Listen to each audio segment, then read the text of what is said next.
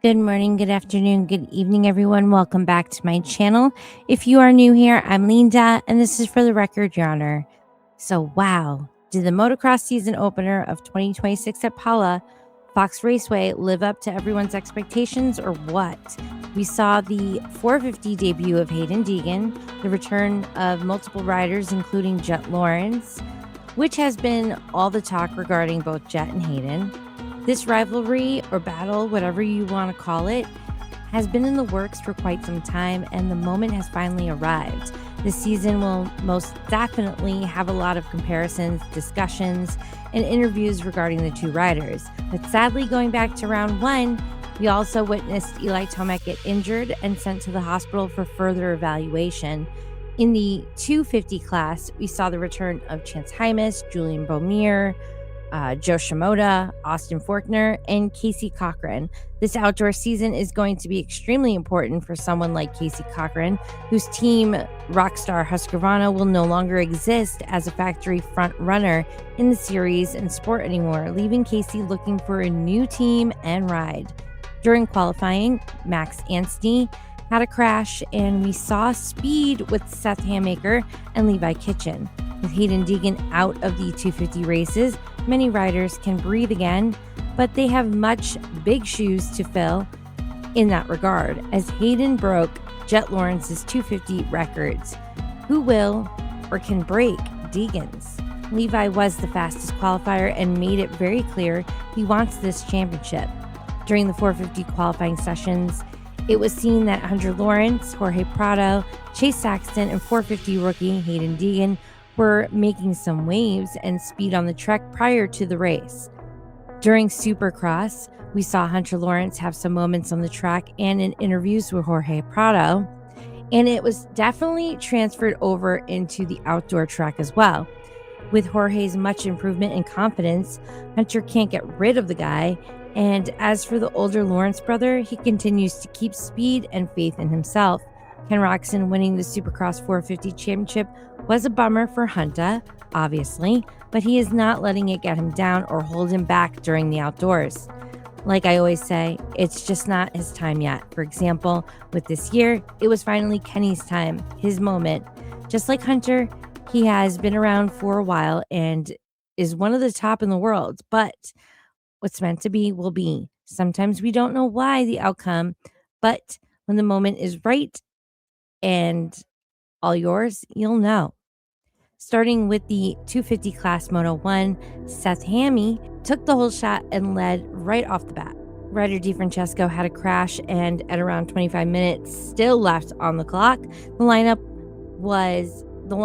was Hammy up front, followed by the teammate Levi Kitchen, Romano, Dudney, Gordon, and Davies. Joe Shimoda was back in 8th place, seemingly racing smart and safely. Lux Turner was in the mix with many eyes on him, as he is one of the expected future favorites. I feel Lux is still learning, still adapting to the 450 series and his competitors. Levi Kitchen was cooking and took the win for Moto 1. This was the Levi we all have been waiting to see. But will it last? Seth Hammaker came in second, followed by Cole Davies, and last minute, Joe Shimoda making his way past Romano.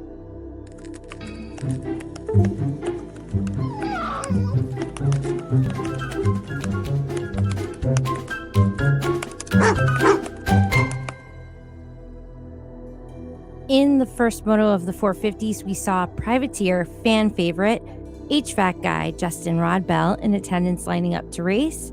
Dude really puts in the work and makes it to almost every single round. Props and mad respect to him. 32nd board in the air, revs up and gates down. The boys were off. Hunter Lawrence took the whole shot, but held the lead for a short period of time till the MXGP fame rider Harrop cut him off, but eventually Hunter regained the front position. In the start, it was rough for Haiden Deegan as he was back in 20th.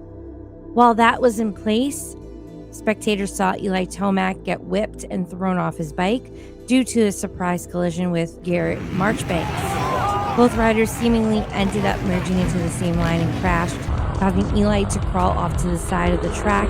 Reviewers worried he might have hurt his hip, not expecting that it was actually his neck that gave him a strain and a scare, ultimately being sent to the hospital for that further evaluation. This, of course, has sparked much talk about career-ending injuries and trash-talking Marchbanks. It was pretty obvious that it was an accident and not a takeout on purpose. Up front, we saw Prado, who had his eyes set on Hunter as his prey, and boy was he hungry. With his riding skills in Supercross much better now, and now seasoned, he went into the outdoors comfortably, as outside motos are his bread and butter, with his two-time champion experience in MXGP. He has for sure shown that he can hang and race with the boys here in this circuit, and does belong among the pack.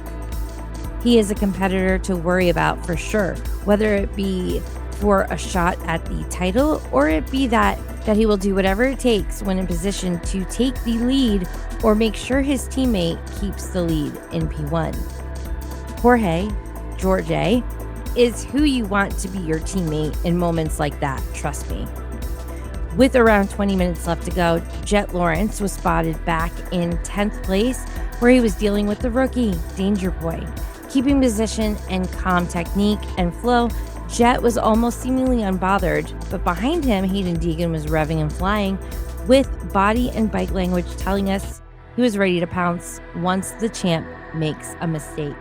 By the way, Jett's gear, what was that? You could barely see the number one, and also it looked like he had already rolled in mud from the start. Why would you wear that? Who picked that design and color? They should be fired. Sorry, not sorry. Eventually, the two were side by side, having a battle of their own, fighting for that 10th place spot. They both had something to prove that night. For Jett, it was that he still got it and the champ is ready. For Deegan, it was that right now he may be the underdog, but the dog has got some bite, so don't underestimate. Did they do just that? Did they prove that? Tell me in the comments down below. I want to also make sure I make mention of AP riding out there looking good, and I was happy to see him back in action and feeling better.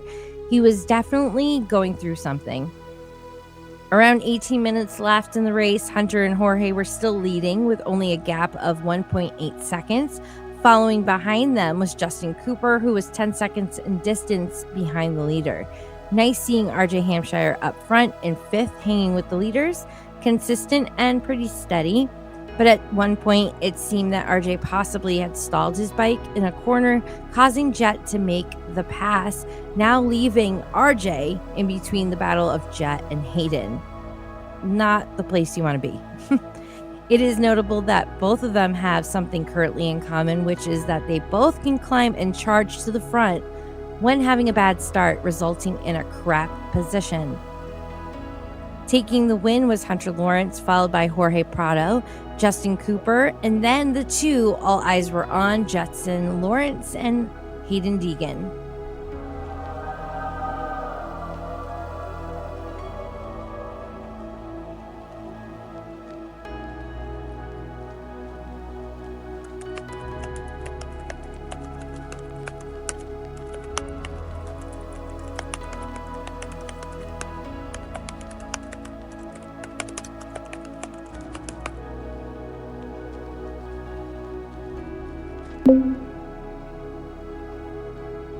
.250 Moto 2, returning from a rough back injury, Julian Beaumier took the lead with Michael Mosman behind him, but that was short-lived as well, as Mosman crashed and ended up causing a pileup, actually affecting his own teammate Levi Kitchen. Chance Hymas, also returning from injury, was in 9th place with around 19 minutes left to go on the track, with Joe Shimoda in 10th behind him. Daxton Bennick was seen having issues and ended the day with a DNF. Bennick and his teammate Ryder D have been rumored to be saved possibly by KTM due to that whole Husqvarna closing at the end of the season. Since they will no longer run as a factory team in the series, this leaves someone like Casey Cochran, who we mentioned earlier, needing a new home in the sport and a new ride, a new contract.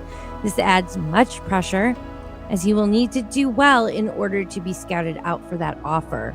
At 12 minutes to go, we saw Seth Hammy up front, leading a distance of 2.1 ahead of Juju. Lex Turner was back in 9th, and Levi Kitchen was trying to move up to gain points and possible, salvage a podium position. In the last lap, Seth had a 4.7 lead in the race, taking the win. The last race of the evening, the 450 main event. Once again, both Hunter and Jorge had great starts, both riders also exhibiting some sassy body language, having a bit of a tango with each other, and George made the pass, taking the lead at some point. Behind the two was AP, RJ Hampshire, Dylan Ferrandis, Chase Sexton, Cooper Webb, Jett Lawrence, and then Haiden Deegan. In the final lap and results, we had Haiden in 4th, Jett in 3rd, Jorge in 2nd, Hunter in 1st. Hunter held his stamina and speed the whole time. He is still an outdoor threat. He even congratulated Jorge after the race for great racing. I respect that. So it was quite the opener. So make sure you tell me in the comments down below what you thought about round 1. I'm Linda, and that's for the record, Your Honor.